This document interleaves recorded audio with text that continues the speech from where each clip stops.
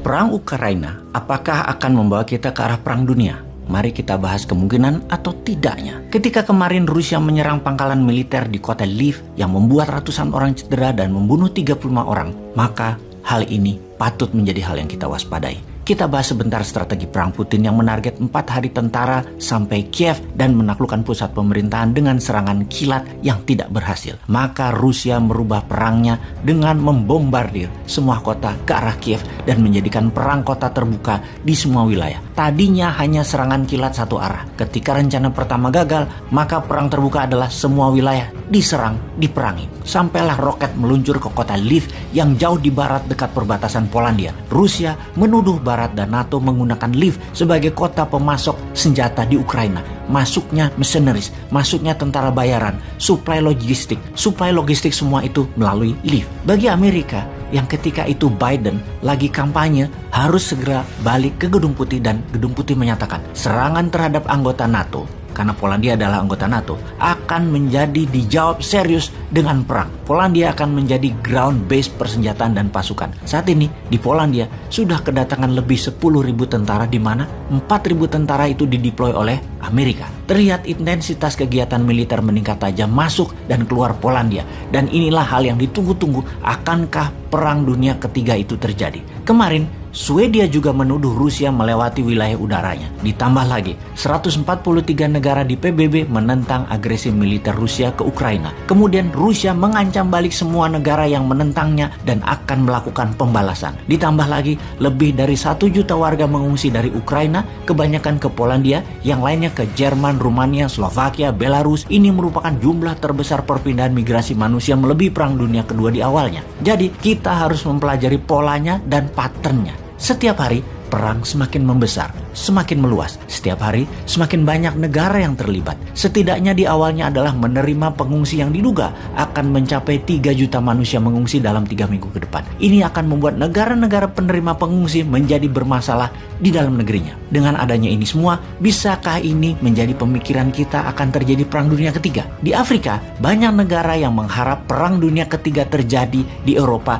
karena akan membuat mereka, negara-negara Afrika, akan terbebas dari belenggu jajahan ekonomi Tiongkok dan Eropa yang akan membuat negara Afrika menjadi negara maju dalam waktu yang cepat. Sekali lagi, Afrika sangat memerlukan Perang Dunia Ketiga ini terjadi. Pakar geopolitik dunia bahkan sudah mengatakan kita saat ini sudah memasuki Perang Dunia Ketiga. Bahkan dalam pidato kenegaraannya 2 minggu yang lalu, Ratu Elizabeth sudah menyatakan kita ini Inggris tentunya, harus bersiap masuk dalam Perang Dunia Ketiga, di mana Ratu Elizabeth mengatakan ketika ayahnya di tahun 1938 menyatakan Inggris dalam keadaan berbahaya dan masuk ke dalam Perang Dunia Kedua, tidak pernah saya bayangkan di zaman modern ini saya harus juga mengatakan hal yang sama sekali lagi untuk Inggris.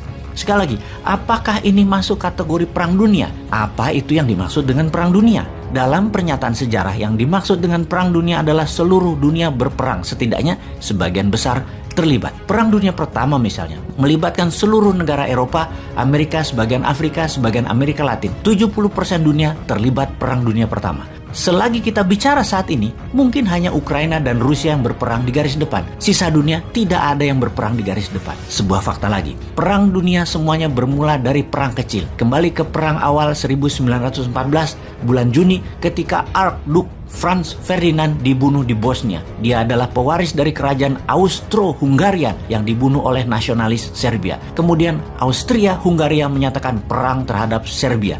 Setelah itu, efek domino terjadi. Di tahun 1915 banyak negara masuk dan terus bertambah sampai 1916. Puncaknya hampir semua negara masuk Perang Dunia Pertama di tahun 1918.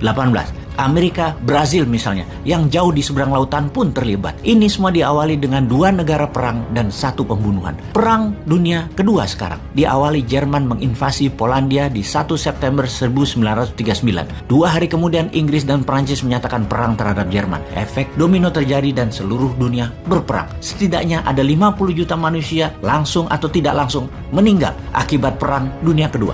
Sekali lagi, hal ini terjadi karena satu negara menginvasi negara lain di awalnya. Jadi perang dunia di awalnya tidak selalu masif, kecil, yang akhirnya menarik banyak negara terlibat. Perang Dunia Pertama diawali dari 2 negara menjadi USSR, Inggris, Prancis melawan Austria, Hongaria, Jerman, dan Italia. Perang Dunia Kedua aliansinya adalah Jerman, Italia, Jepang melawan Inggris, Prancis, USSR, Amerika. Sekarang yang kita lihat adalah dua negara berperang, Ukraina melawan Rusia. Kita melihat peta dunia dalam resolusi perang Ukraina, 141 negara menentang Rusia, 5 mendukung, 35 abstain. Inilah peta aliansi versus Axis power Rusia. Di belakang Rusia ada Belarusia, Syria, Korea Utara, dan Eritrea, sebuah negara kecil di Afrika seberang Yaman. Ada 35 negara yang tidak memihak manapun, sama seperti Amerika di Perang Dunia Pertama, tidak ikut-ikutan sampai kepentingan Amerika terganggu. Di tahun 1917,